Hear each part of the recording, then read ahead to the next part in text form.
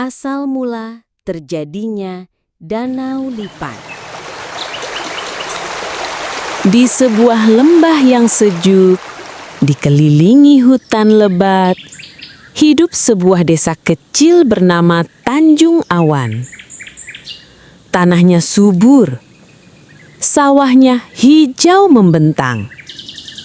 Air sungai jernih berkilau di terpa matahari pagi, dan burung-burung berkicau riang setiap hari.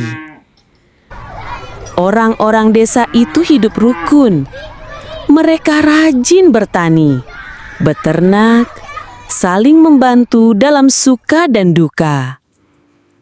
Namun, ada satu hal yang membuat mereka selalu waspada.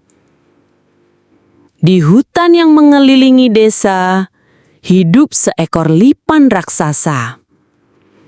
Tubuhnya panjang, beruas-ruas, dengan kaki-kaki tajam tak terhitung jumlahnya.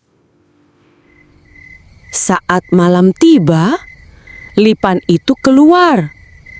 Ia merayap, mencari makan, kadang merusak ladang, kadang membuat anak-anak ketakutan dengan desis menyeramkan. Meski begitu, orang-orang percaya lipan itu adalah penjaga hutan. Mereka tidak berani melawannya, hanya berusaha hidup berdampingan, penuh hati-hati. Musim panen tiba. Hasil padi desa Tanjung Awan begitu melimpah.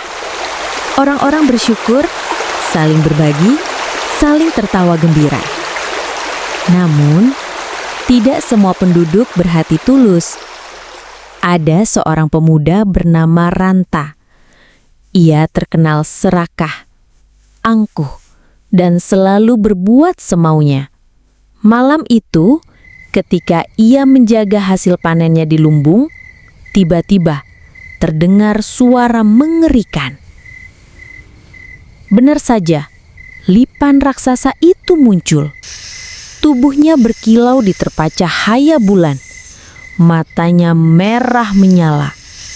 Ia merayap mendekati lumbung padi. Rantah panik. Namun kemudian wajahnya merah oleh amarah. Dengan suara lantang, ia berteriak, "Jangan kau ganggu milikku!" Terdengar suara tombak menusuk daging, desis keras, cairan muncrat. Tombak itu menancap di tubuh lipan. Cairan hijau berbau menyengat menyembur keluar. Lipan meraung keras. Terdengar raungan bergema, tanah bergetar. Suara raungannya menggema ke seluruh desa. Orang-orang terbangun, berlarian panik, menjerit ketakutan.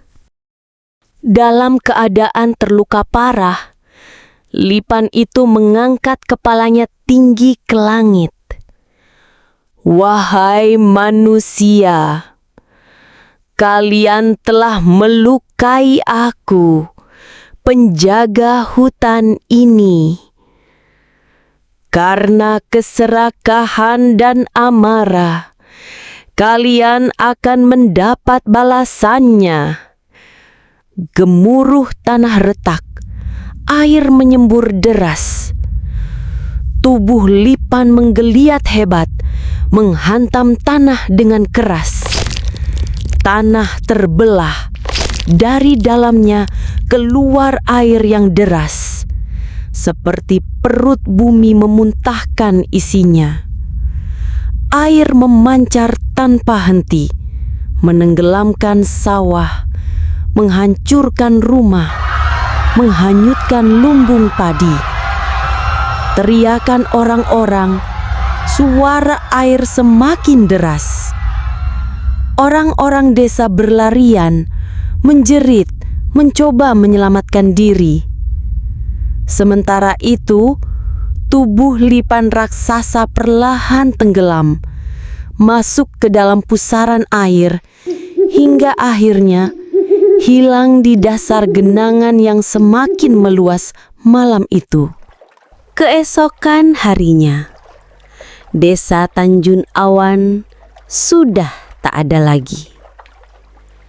Yang tersisa hanyalah sebuah danau luas dengan air berkilau diterpa sinar matahari. Orang-orang yang selamat terpaksa pindah ke tanah yang lebih tinggi. Danau itu mereka namai Danau Lipan. Nama itu menjadi pengingat tentang bencana besar yang menimpa mereka. Suara air danau desi samar halus.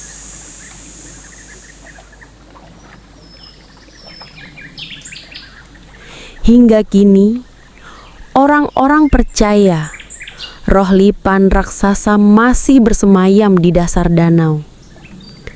Kadang, saat bulan purnama, terdengar desis halus dari permukaan air, seolah Lipan itu masih berjaga, mengawasi manusia.